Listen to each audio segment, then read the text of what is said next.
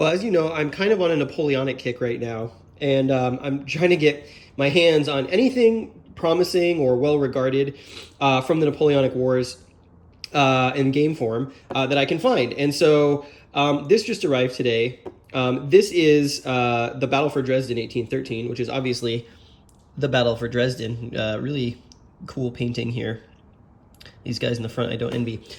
This is a Battles of the Empire series game. I believe there's been one other game in this series that's been long out of print, and I can't remember which one it is. Marengo or Austerlitz, maybe. Anyways, but this is a game from New England Simulations, which is my first NES game. I don't own anything by them, although I was poking around their website after watching Chewy Matt's really awesome playthrough of Jaws of Victory, which is another game by them, World War II East Front. I really loved his video presentation, what he had to say about the mechanics, the way the game looked and how it played. So I was looking around their website and just seeing what they had. They've got an upcoming tactical Napoleonics game that I believe is battalion level. That's a 4-map kind of tactical monster that looks really cool, called Winter's Victory, which is about which battle was that? It would be about the Battle of Eylau, I think. Don't quote me on that. I think it's the Battle of Eylau. That looks really good, and I believe it's by the same designer as this. So I saw this. It's a really good price on their website. Fairly old. I believe this originally came out in the 90s. I believe this is a reprint.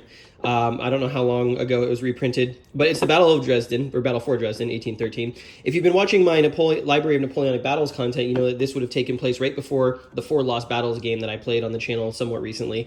And obviously Napoleon at Leipzig, which is on the channel, that has happened... that came right after Four Lost Battles. So with the Battle for Dresden here, plus what I've already played, we've got sort of like the entirety of 1913 in Napoleonic format. Which is pretty cool. And the reason I picked this game up is that it looked really neat. A lot of people doing my research about this, I was curious and I went and looked online. Research about this game turned out that a lot of people actually, this is a similar scale to the Library of Napoleonic Battles, but a lot of people actually prefer this system to OSG's Library of Napoleonic Battles. And so I thought, oh, well, it's a really good price. I want to check out New England Simulations games. And, if it is indeed a game system that is better than Library of Napoleonic Battles, which is actually a system that I like, that would be a win all around. So I'm going to crack this open. Oh, maybe she's going to crack this open. Are you going to crack this open? Maybe. Yes. Okay, we're going to crack open the Battle of Dresden and see what's inside here. Okay, with some cat assistance, let's take a look at what's in here. So we get a D6, very similar D6 that you would find in really any game, rounded corners. We have the rules of play and the historical background, which is printed on a pretty nice stock here. It comes in at, well, here's the terrain effects chart on the back and the Pirna Königstein combat results table, which is an optional combat results table. I'll read about that in a minute. It's triple column, it looks like. We got 32 pages. Yeah, we're at 32 pages. With the designer's notes, and it's double column for the rules. That's nice. So it's printed on a really nice a stock, and it looks like there's an advanced game rules that start on page 14.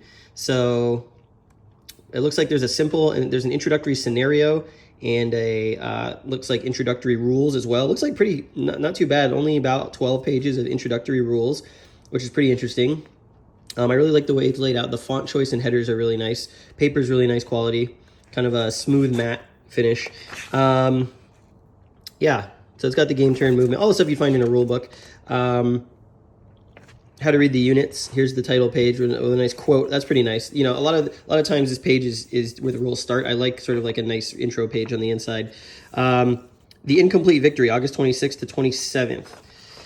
Some art there, a little background. It's pretty interesting. So the table of contents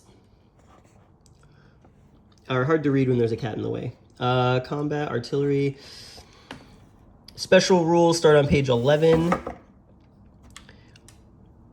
Yeah, so it looks like they've actually separated this rule book into a advanced game and a basic game, and the advanced game starts on page 14 and goes to page 21. So another 7 pages of advanced rules if you want to play the advanced game. I might just jump in there because I'm not a stranger at this point to Napoleonic era. We've got the scenarios in here too. Pretty nice rule book. Can't wait to dig into that. Here are setup cards. So these are a thicker cardstock. A thicker cardstock for the scenarios, single-sided. We've also got the French core morale levels. Obviously, you're talking about Napoleonic, so it looks like it works pretty similarly to other Napoleonic games that I've been playing, where a core can be demoralized. That's the Allied core. Here is the optional combat table with a display for reorganization and so forth. Be curious what that's all about. Here is a paper survey for New England Simulations that you can mail back to them. It's pretty cool. What is this? This is errata from the year from 1996. Obviously, I don't think this game was printed in 1996, this particular copy, but it originally came out in the mid-90s. So there's some errata there. It's probably well known by now if we're talking almost 30 years old or what have you. All right, so here are the counters. These are the French, and we're talking, I believe it's the same scale. So I believe we're talking brigades here. These have so these are brown core, and they have like a paper matte finish to them. It's pretty interesting. They've got, yeah, it feels like there's like paper surface to this cardboard. They look pretty nice. They're probably going to stand out really well on the map. Here are the Austrians again, and the Russians, and the Prussians. Or sorry, those are Württembergians, it looks like.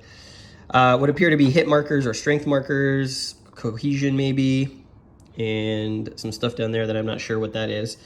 But, you know, all in all, it's basically two half-size counter sheets, and these are about probably 5/8 inch counters, so not a lot of counters, not very dense. That was the other thing that really appealed to me. I didn't want another dense game, especially after how epic Napoleon at Leipzig has been. Let's take a look at the map, shall we? Is that the last thing in here? Yeah, it is. Okay, so put the box away for a second. Here's the map. Again, this is another part. This has got also sort of that similar papery texture that the counters have. You can see it's kind of like got like almost like it's recycled paper. It gives it a nice feel. So yeah.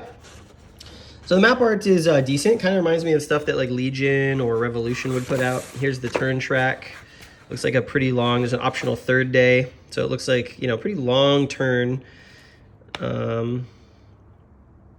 Variable weather. Looks like both sides have a combat table, which is pretty nice. 1 second, I'm gonna spread the map out. So here's the map, not fully flat, but you can see Dresden here. Neustadt and Altstadt.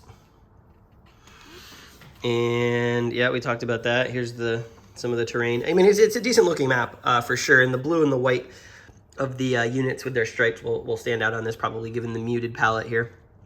Looks like there's like lots of gardens in and around the city or some sort of forested terrain there. We've also got the army morale level track here, which goes all the way up to 99, which is pretty crazy.